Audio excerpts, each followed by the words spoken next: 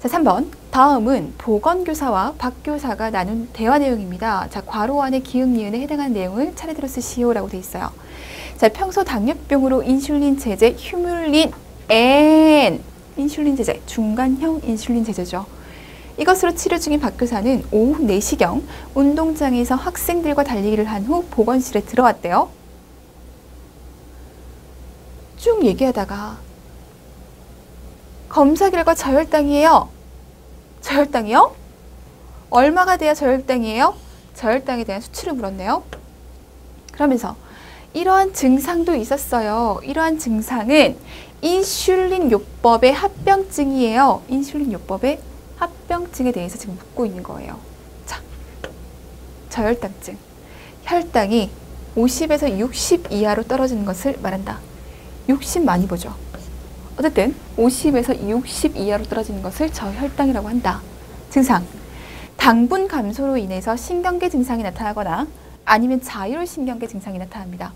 자, 신경계 증상으로 허약하고 피로하고 혼동, 행동 변화, 정서 불안, 발작, 기억력이 떨어지고 의식 상실, 뇌 손상, 사망이 나타나면서 자, 자율신경계 증상으로 아드레날린성 떨리고요. 심계한게 느껴지고요. 불안하고요. 콜린성 발한, 땀이 삐질삐질 나요. 식은땀 난다라고 우리가 표현해요. 허기 느끼면서 얼얼하죠. 저혈당의 증상들 중요합니다. 무조건 중요해요. 인슐린 요법의 합병증, 얘도 보고 갈게요. 자, 소모기 증상 그리고 새벽 현상, 이 두 가지가 나타나는데 이 두 가지가 인슐린 요법의 합병증으로서 좀 비슷한 듯 하지만 확실하게 다르죠. 확실하게 달라요. 그래서 관리 방법도 확실하게 다릅니다. 헷갈리시면 절대 안 돼요. 자, 소모기. 저혈당 반응과 고혈당 시기가 특징적으로 변합니다. 어떻게 해요? 저혈당 됐다가 고혈당으로 확 올라가는 거죠. 과다한 인슐린 투여 후 혈당이 저하되고 인슐린 투여를 과하게 하면 혈당 당연히 떨어지고 자, 혈당이 떨어졌어. 우리 몸에 비상이 걸렸습니다. 자, 우리 몸에 비상이 걸리면 보상작용 들어가죠. 당을 막 만들어내려고 한단 말이에요. 급성 저혈당에 대한 반동 형상, 반응으로 카테콜라민, 코티졸, 성장 호르몬이 분비돼서 반동적인 반응으로서 고혈당, 케톤료가 나타납니다. 카테콜라민, 코티졸, 성장 호르몬, 얘네 다 당을 만들어내는 애들이죠. 지금 저혈당이 됐어요. 저혈당이 됐더니 얘네가 나와서 당을 막 만들어냈어요. 당을 막 만들어냈는데 지금 얘가 인슐린이 안 나오는 사람이죠. 제대로 역할을 못하고 있는 사람이에요. 인슐린이 제대로 된 역할을 못하고 있는 상황에서 고혈당이 됐어. 그럼 그에 대한 부작용으로 고혈당, 케톤요 나타날 수밖에 없는 거죠. 자, 소모기 현상의 증상과 징후는 보통 저혈당 증상과 관련이 있어 새벽에 혈당이 60 이하가 되고 야간 저혈당에 대한 반동으로 흔히 밤에 식은땀이 나고 악몽을 꾸면서 아침에 일어날 때 머리가 아프다. 아, 저혈당 증상을 느끼겠죠. 저혈당이 됐으니까. 그럼 어떻게 해줘야 돼요? 지금 저혈당이 된 게 문제잖아요. 그럼 저혈당이 되지 않도록 만들어줘야죠. 인슐린이 과다해서 저혈당이 나타났다면 인슐린 용량 줄여주면 되죠. 저혈당이 나타날 것이라고 예상이 된다면 미리 뭐 좀 먹어주면 되죠. 인슐린 용량을 줄이거나 밤늦게 간식으로 탄수화물을 섭취해주자. 이게 소모기예요.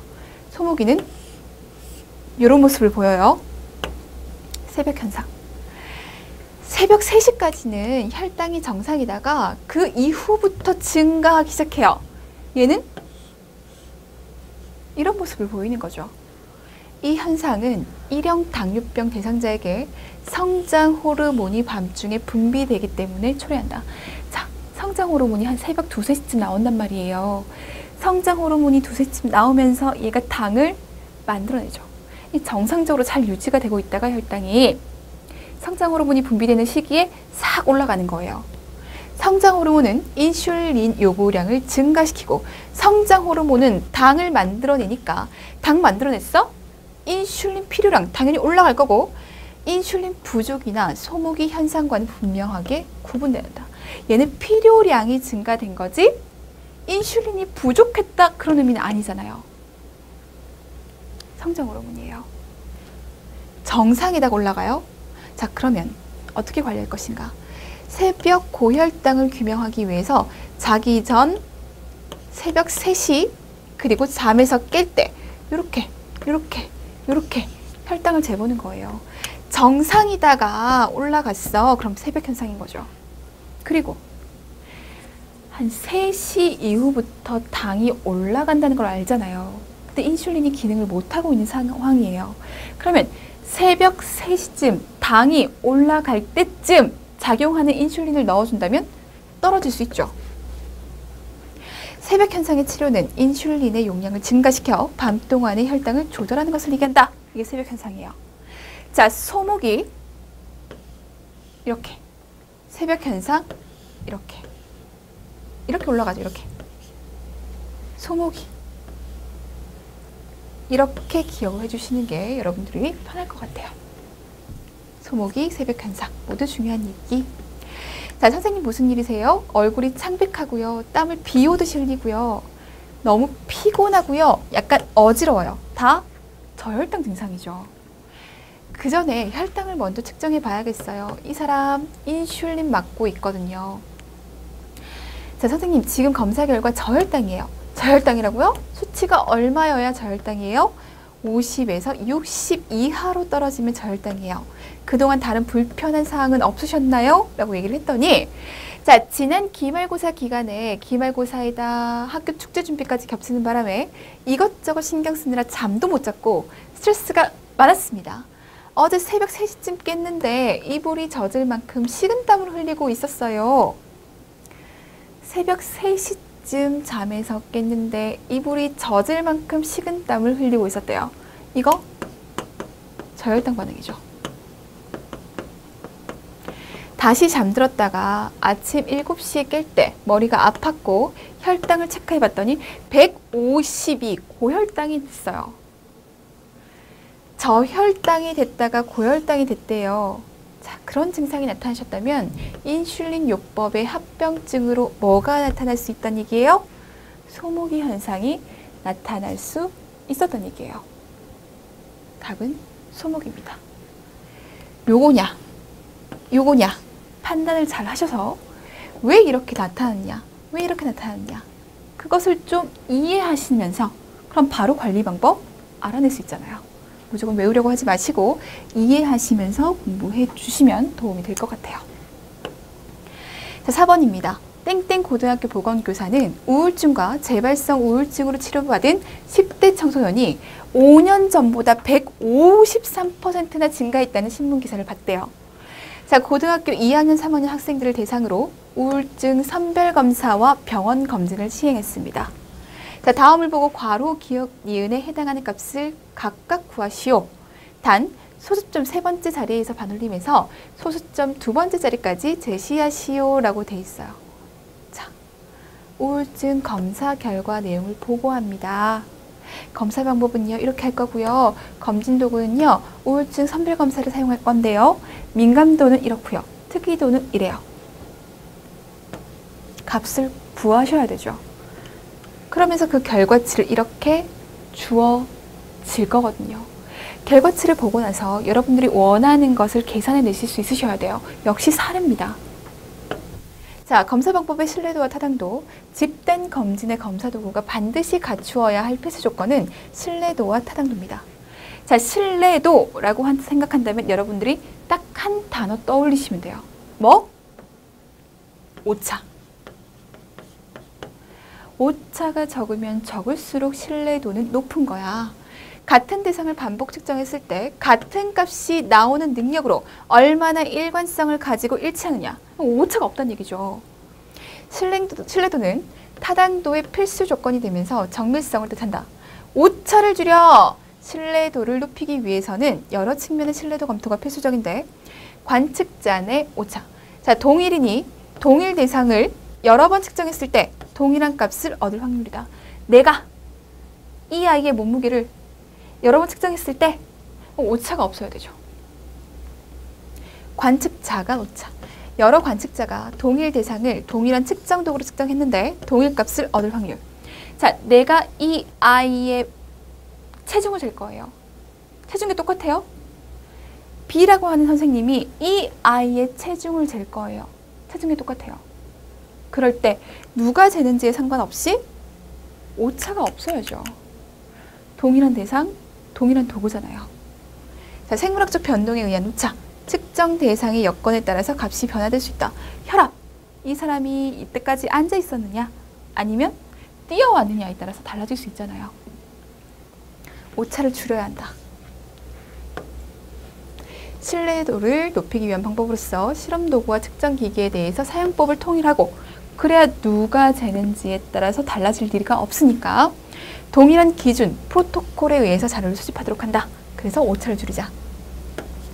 자, 타당도. 어떤 측정 방법이나 검사 도구가 측정하려고 하는 현상을 얼마나 정확하게 판별해내느냐. 나 이 아이의 몸무게 재고 싶어. 그럼 체중계 이용해야지 타당성이 있는 거예요. 그런데 몸무게를 재고 싶은데 신장계를 이용한다? 타당성 없죠. 내가 원하는 것을 측정해내지 못하는 거잖아요. 진실에 얼마나 근접해서 진실을 밝히는지의 능력으로 정확성을 뜻한다. 검사법의 타당성은 민감도와 특이도에 의해서 정해지게 되고 두 가지 모두 높을 때 그 검사법의 타당성이 인정된다. 민감도, 특이도. 자, 검사 방법이 확진된 환자를 환자로 바르게 확인해내는 능력. 특이도, 질병을 가지지 않은 사람이 환자가 아니라고 바르게 찾아내는 능력. 예측도, 검사 방법이 그 질병이라고 판단하는 사람 중에서 실제로 그 질병에 걸린 사람들의 비율로서 그 검사 방법의 예측 능력을 의미한다. 자, 민감도, 특이도, 예측도, 예측도를 양성, 음성 나눠서 볼 거예요. 총 4가지를 꼭 기억해 주셔야 되는데, 자, 민감도, 특이도라고 하는 것은 사람을 기준으로 사람을 기준으로 한다라고 생각해 주시면 돼요. 사람을 기준으로 한다. 사람을 기준으로 한다. 예측도는요, 검사를 기준으로 한다. 이렇게 보시면 돼요. 민감도는 사람을 기준으로 하는데 그 사람 중에서도 환자, 확진된 사람 기준으로 할 거예요. 특이도는요, 사람을 기준으로 하는데 환자가 아닌 정상인을 기준으로 할 거예요. 예측도는요, 검사를 기준으로 하는데 양성 예측도, 양성이라고 나온 그 검사 값을 기준으로 할 거예요. 음성 예측도 검사를 기준으로 하는데 음성이라고 나온 값을 기준으로 할 겁니다. 자, 기준으로 한다는 얘기는 분모로 들어간다고 생각하시면 돼요. 그래서 이렇게 보시면 돼요. 자, 확진이 됐어. 양성이야. 환자죠. 확진이 안 됐어. 정상인이에요. 사람을 기준으로 합니다. 검사에서 양성이야. 검사에서 음성이야. 검사가 기준이죠. 그러면 사람 중에서 환자를 기준으로 해 라고 한다면 민감도예요. 사람 중에서 정상인 기준으로 한다면 얘는 특이도예요. 검사에서 양성을 기준으로 한다면 양성 예측도에 대한 얘기고요. 검사 중에서 음성을 기준으로 한다면 음성 예측도에 대한 얘기입니다. 자, 기준이 분모로 간다라고 말씀드렸죠. 자, 민감도 얘기를 해보자고요. 민감도는 환자를 대상으로 해. 총 환자 수는 A 플러스 C네. 분모로 들어갔죠. 그 중에서도 환자를 기준으로 했잖아요. 환자, 진짜 환자. 검사에서 양성으로 나왔던 환자 A 이렇게 들어가요. 특이도 정상인을 기준으로 해. 음성이죠? 음성을 기준으로 합니다. D, B 플러스 D분의 D 이렇게. 예측도 봐요. 양성 예측도라고 했거든요. 얘를 기준으로 본다고 했어요. A 플러스 B분의 양성이라면서요. A. 음성 예측도 얘를 기준으로 하는 거죠. C 플러스 D분의 음성 보고 싶어요. D. 이렇게 보시면 돼요. 제일 헷갈려 하시는 게 무엇을 기준으로 하는가? 이것을 헷갈려 하신다고요.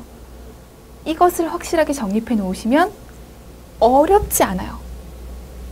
환자를 기준으로 해. 환자라고 하는 건 양성이잖아. 그럼 환자 중에 양성을 찾아내는 게 민감도지. 정상이잖아. 그 중에서 뭐? 음성. 양성으로 나왔잖아. 양성이라고? 그럼 환자 얘기하는 거네? 음성으로 나왔잖아. 그러면 환자가 아닌 사람 얘기하는 거네. 값이 높을수록 정확한 거죠. 자, 문제 적용해 보도록 할게요. 자, 우울증 선별검사에서 위험군, 정상군, 병원 검진 결과에서 우울증 정상 이렇게 나왔습니다. 병원 검진을 해봤더니 우울증이라고 나왔어. 이거 환자잖아요. 정상이라고 나왔어. 정상인이에요. 사람을 기준으로 하고 있다는 얘기죠.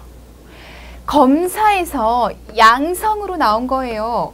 검사에서요, 음성으로 나온 거예요. 사람을 기준으로 한다. 근데 양성을 기준으로 한다.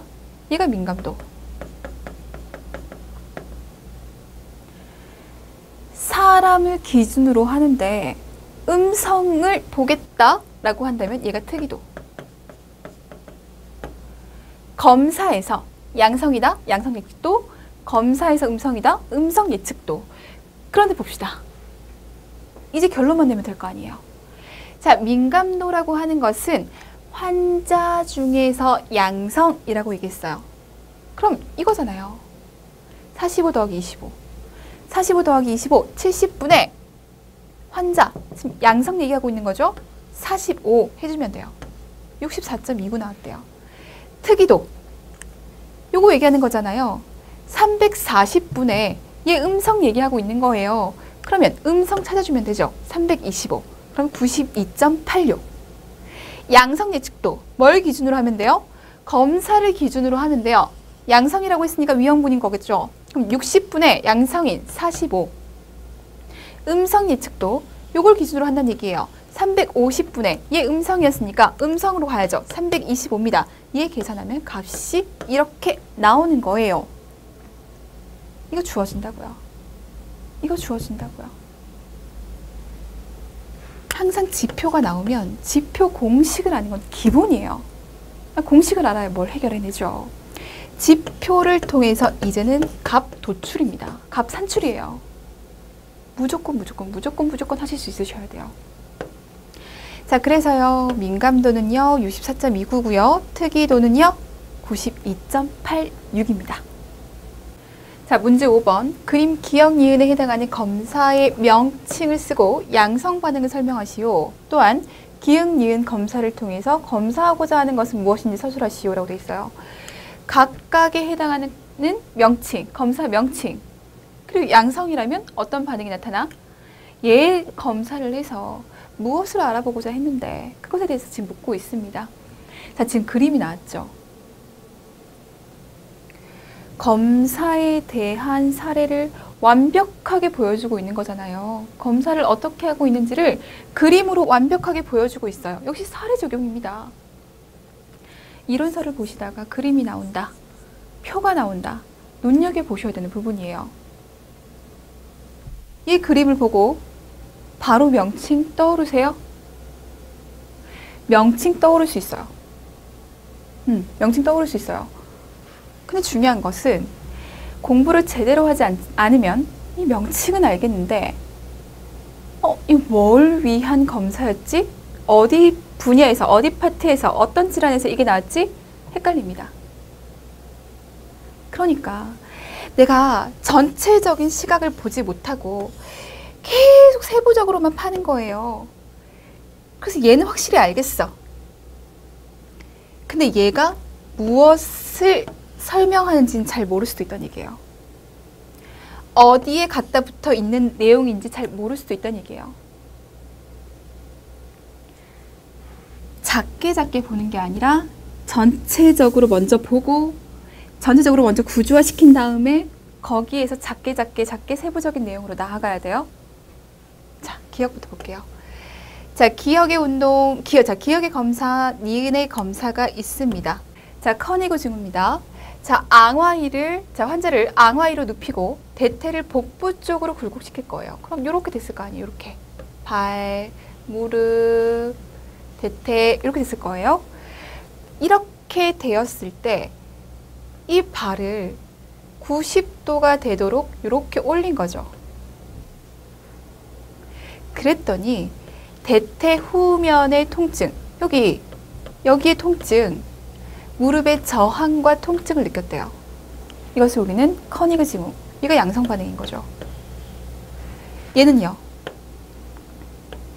우리가 브러드진스키 반응이라고 얘기를 합니다. 자, 앙화이로 누운 상태에서 수동적으로 목을 가슴 쪽으로 굴곡시키면, 이렇게 굴곡시키면 목의 통증과 함께 양하지의 굴곡이 생긴다. 통증이 발생하면서 얘가 앙화이로 누웠는데 고개를 이렇게 들었다고 해서 얘가 이렇게 굴곡이 생긴다고요. 이것을 브러드진스키 징후라고 합니다.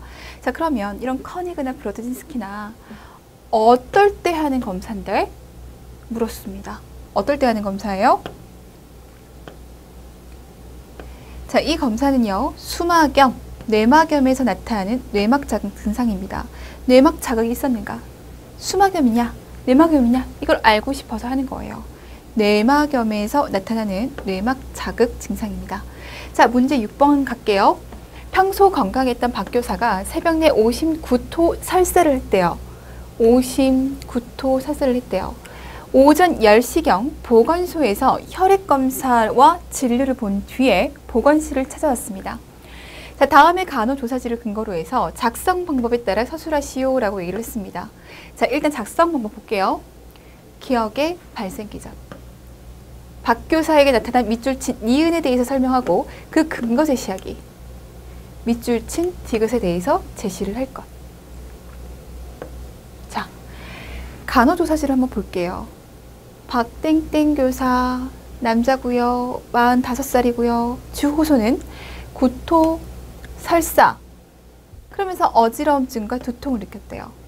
진단검사지 가지고 왔잖아요. 진단검사지를 봤더니 혈청 전해질을 검사를 했어요. 소듐, 클로라이드, 포타슘. 그리고 결과치가 있어요. 활력징후, 혈압, 맥박, 호흡, 체온, 결과치 있습니다. 혈청 내 삼투질 농도, 헤마토크릿, 요비중이 있어요. 결과치 있죠. 여러분들이 이 검사 결과지를 보고 나서 판단하셔야 돼요. 얘가 증가됐네. 얘가 감소가 됐네. 얘가 증가가 됐다는 것은 지금 박 교사에게 나타난 문제는 이런 걸 거야. 이런 것들을 판단해내셔야 돼요. 쉽지 않죠? 소듐, 클로라이드, 포타슘, 전해질의 정상 범위를 알고 있느냐? 활력지구의 정상 범위를 알고 있느냐? 혈청 내 삼투질 농도, 헤마토크릿, 요비중. 이 검사가 의미하는 건 뭔데? 이 검사의 정상 범위 아는 거 중요하죠. 근데 이 정상 범위를 벗어났을 때 그 의미, 그 말이 즉슨 이거 왜 검사하는 건데? 그것에 대한 이해도가 필요하다는 얘기예요. 전해질, 활력징후, 삼투질 농도, 헤마토크릿, 요비중. 이거 뭐랑 관계되어 있어요? 우리 몸 안에 체액, 수분과 관련돼 있어요. 수분과 관련된 검사 내용들이에요. 봅시다. 체액 불균형, 수분 균형을 평가하기 위한 검사다. 소변 검사, 혈청 삼투질 농도, 헤마토크릿, 혈청 전해질. 소변 검사에서 우리 비중 삼투질 농도 보거든요. 비중 1.005에서 1.030까지가 정상입니다. 근데 우리 몸에 수분이 과다하다면, 우리 몸에 수분이 없다면, 결핍되어 있다면, 그것을 우리가 탈수라고 얘기를 하죠. 비중이라고 하는 것은 농도라고 생각하시면 돼요. 농도라고 하는 것이 1.005에서 1.030인데 수분이 많으면 당연히 농도가 적죠, 였죠. 그럼 1.005보다 작겠죠. 우리 몸에 수분이 부족해.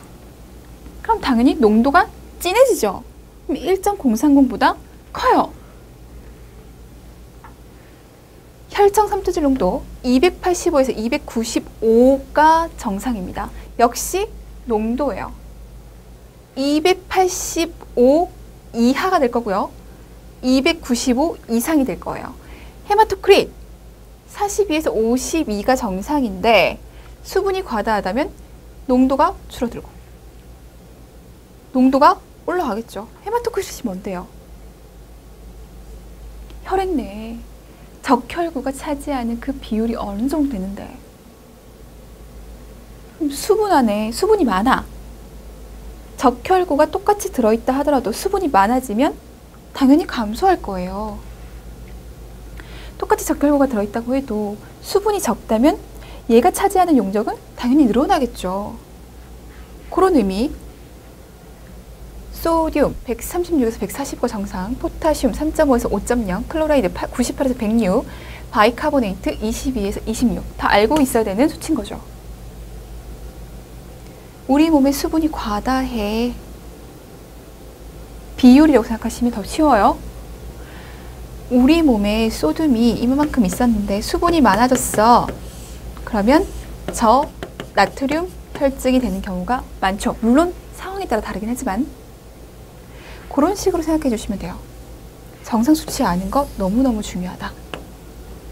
자, 봐요. 소듐 지금 130이에요. 135에서 145를 정상으로 보거든요. 얘 감소돼 있어요. 나머지는 그냥 그렇다 치고 혈압 괜찮네요. 맥박 증가돼 있죠. 호흡 나쁘지 않아요. 체온 증가돼 있어요. 혈청의 삼투질 농도를 봤더니 지금 300이야. 증가돼 있죠. 헤마토크릿이 55예요. 증가돼 있다고요. 요비중 1.0300보다 훨씬 더 올라가 있어요. 이게 증가돼 있어요. 뭘 의미하는데요? 뭘 의미하는데요? 지금 박 교사 몸에 수분이 결핍되어 있다. 체액이 결핍되어 있다. 이런 결론을 내리셨어야 돼요. 아, 지금 박 교사 탈수구나. 왜 탈수가 됐을까? 새벽 내 오심, 구토, 설사했어요. 수분이 밖으로 쫙쫙 빠져나간 거죠. 정말 탈수가 나타나는지 조금 더 보도록 할게요. 자, 식이섭취. 새벽에 구토 3회 하고 그 이후에 거의 수분과 음식 섭취 안 했대요. 그러면서 혀 점막은 건조하고 피부의 탄력성은 저하되어 있고 복부는 약간 팽만되면서 청진시 활발한 장음이 들리면서 배변 새벽 2시 이후 물과 같은 설사를 3회보고 혈변은 없었고 지금 구토 3회 그리고 나서 물 먹지도 않았어. 설사를 3회나 했어. 그러면서 물 먹지 않았어요. 배뇨 노란색 소변, 짙은 소변이 나오면서 아침부터 오후 1시까지 2회 봤어요. 자, 짙은 소변이 나오면서 왜 소변량 줄어들었어요? 왜 소변량이 감소했어요? 빠져나갈 소변이 없는 거죠. 왜? 체액이 결핍되어 있으니까.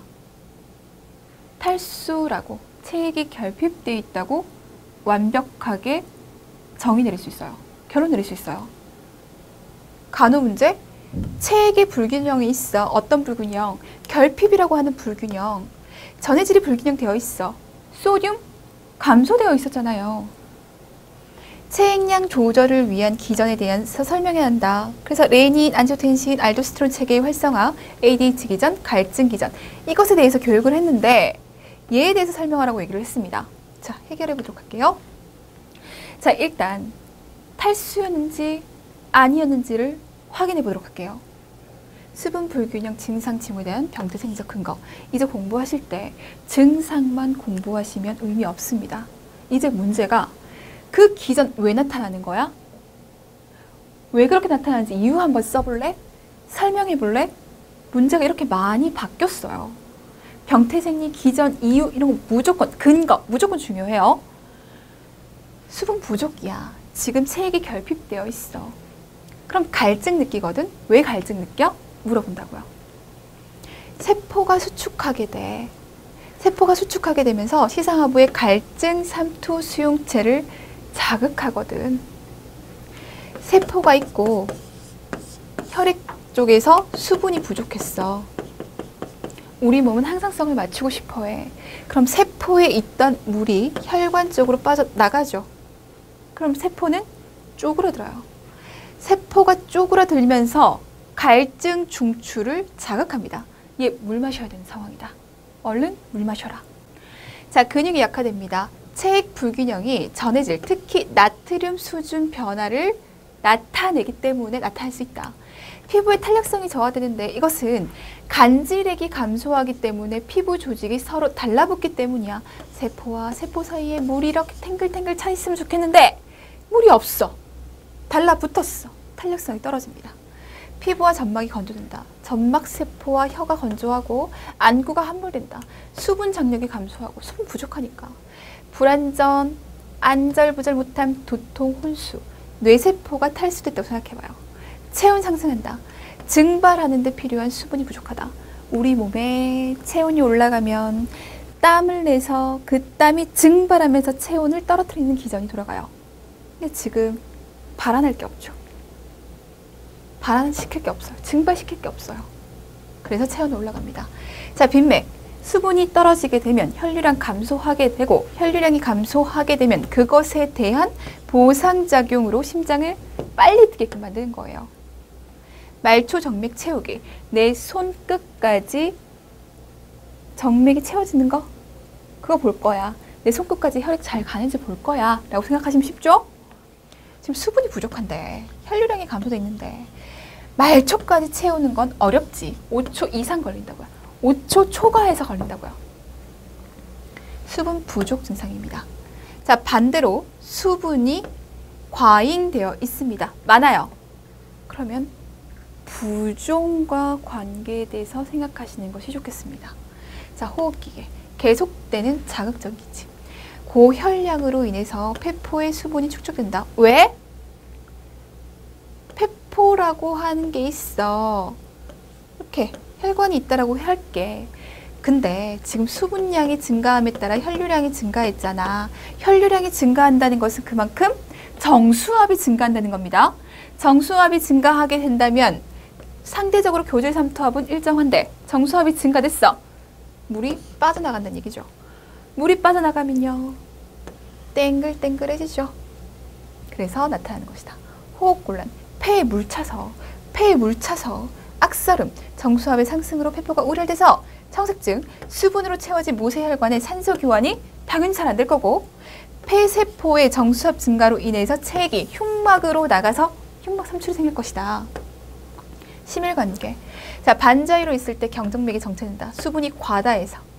말초 정맥 정체가 없어지는 시간. 언제까지 없어질 건데? 너무 많으니까 없어지기가 힘든 거예요. 5초 더 걸립니다. 자, 강한 맥박, 혈압이 상승한다. 왜? 혈류량에 비례하니까.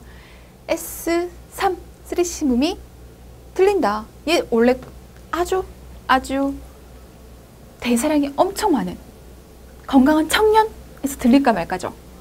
근데 얘가 너무 잘 들려. 심실이 채워지면 지연되고 초기 이완기에 심실이 급히 채워짐으로써 심실이 과다 정체돼서 그렇다. 하지에 이온성 부종이 생긴다. 모세혈관의 정맥 쪽의 끝에 삼투압이 교질 삼투압을 초과해서 수분이 혈류 내로 들어오지 못하게 된다. 정수압 증가로 생각하시면 돼요.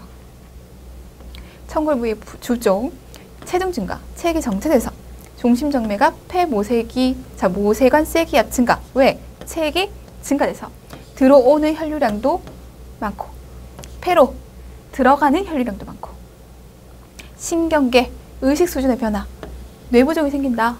마찬가지죠. 아까 폐부종 얘기했던 거랑 같은 기전이에요. 자, 뇌부종이 생김으로 인해서 의식 수준의 변화가 생긴다. 문제 적용해 볼게요. 우리가 아까 체액 불균형이 있을 거야 라고 얘기를 했습니다. 체액 불균형이 있을 거야 라고 얘기를 하면서 탈수일 거야 라고 얘기를 했어요. 맞는지 볼게요. 새벽에 구토 3회, 물과 같은 설사를 3회 보았음에도 수분 음식 섭취가 더 이상 없었습니다. 손실된 것에 대해서 보상이 없었습니다. 어지럼증, 두통이 나타나는 것은 뇌세포의 탈수로 인해서 나타나는 증상입니다. 어지럼, 두통 있다라고 얘기했거든요. 이것은 뇌탈수로 인해서 나타나는 것일 것이다. 혈청의 삼투질 농도, 헤마토크릿, 요비중 다 증가했죠. 맥박이 상승했고 체온 올라갔어요. 자, 빈맥이 나타나는 것은 줄어든 혈류량에 대한 순환계의 보상이었을 것이다. 심박동이 빨라지기 때문에 증발하는 데 필요한 수분이 부족하기 때문에 체온은 상승했을 것이다. 지금 근거가 다 나와요. 혀 점막이 감소되는 것은, 건조하게 되는 것은 간질액이 감소하기 때문에 나타나게 되고, 간질액이 감소로 피부 조직이 서로 달라붙었기 때문에 피부 탄력성은 저하되게 되고, 체액량 감소에 대한 신장의 보상 작용으로 소변의 횟수가 감소했을 것이다. 그죠? 그래서 요비중 증가했고 색이 노란색을 띈다. 그러니까 다시 말해서 체액이 결핍되어 있는 상황, 탈수 상황이다. 이렇게 결론 내릴 수가 있는 거죠. 자, 전해질의 불균형도 보였습니다. 어떻게 보였어요? 소듐 수치가 132였단 말이에요. 135, 136에서 145를 정상이라고 볼 텐데, 소듐의 정상 수치라고 볼 텐데, 이것보다 감소되어 있기 때문에 저나트륨 혈증이라고 볼 수 있는 겁니다. 그런데 이 저나트륨 혈증의 증상이 명백하게 나타나려면, 저나트륨 혈증의 증상이 명백하게 나타나려면 125 이하로 떨어져야 되죠.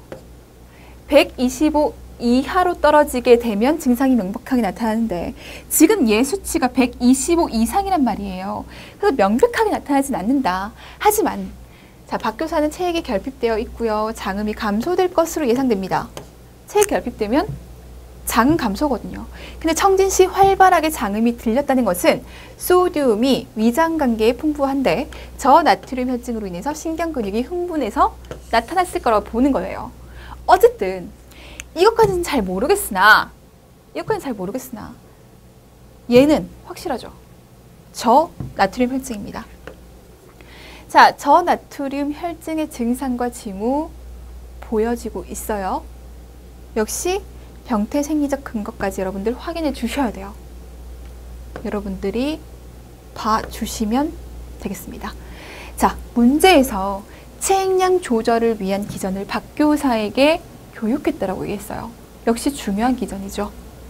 신체 수분 용량을 조절하는 데 있어서 혈량이 많아, 혈량이 적어.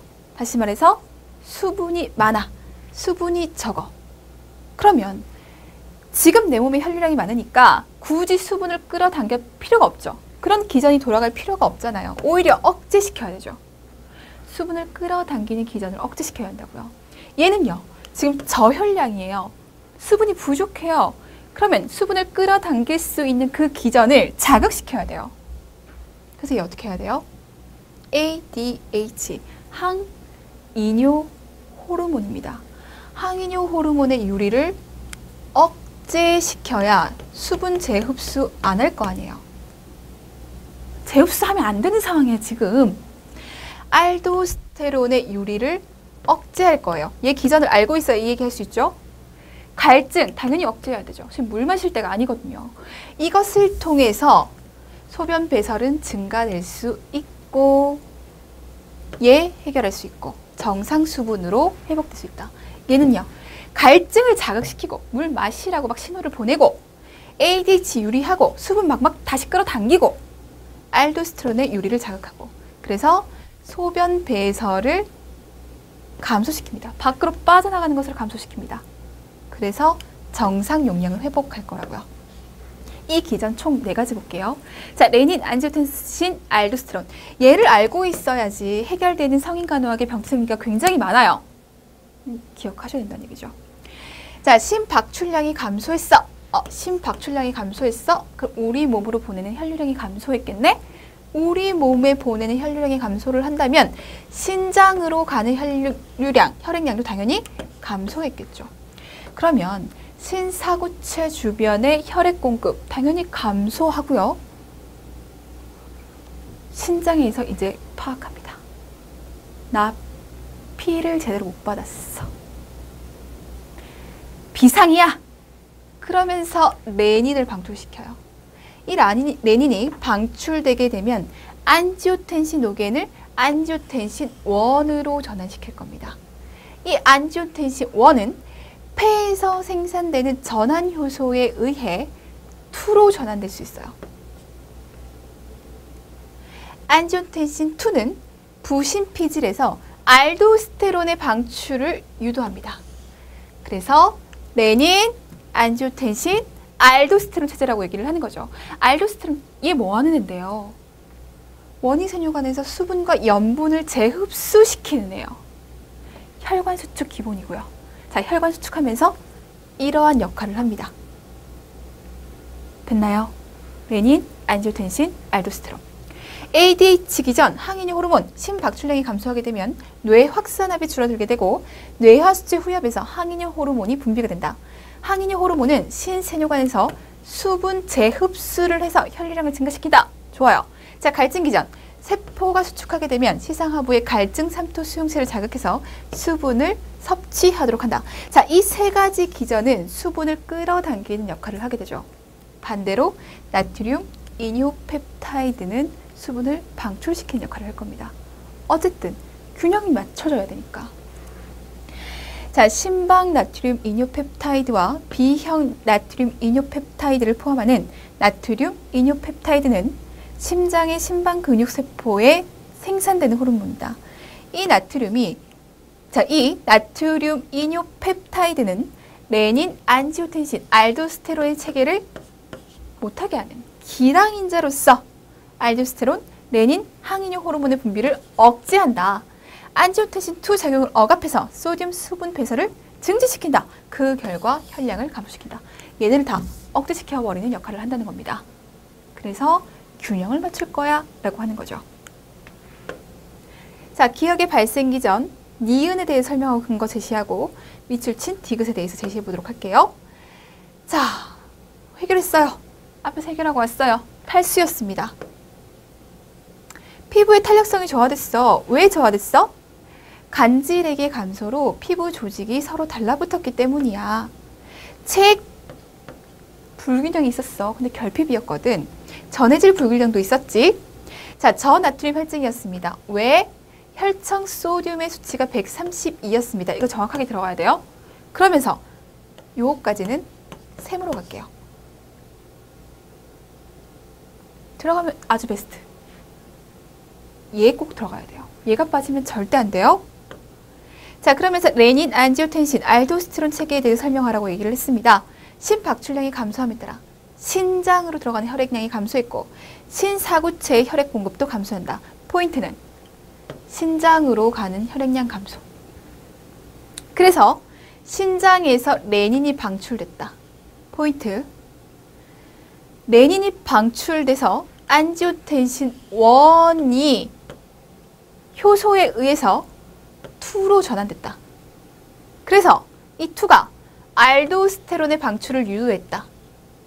그래서 수분과 염분을 재흡수시켰다. 요런 키포인트들은 들어가야 됩니다. 요거 신장으로 가는 혈액량이 감소됐다. 그래서 신장에서 레닌을 분비했다. 레닌이 안지오텐신을 끌어당겼다. 안지오텐신 방출로 인해서 얘가 재흡수됐다. 요 정도 내용은 들어가야 된다고요.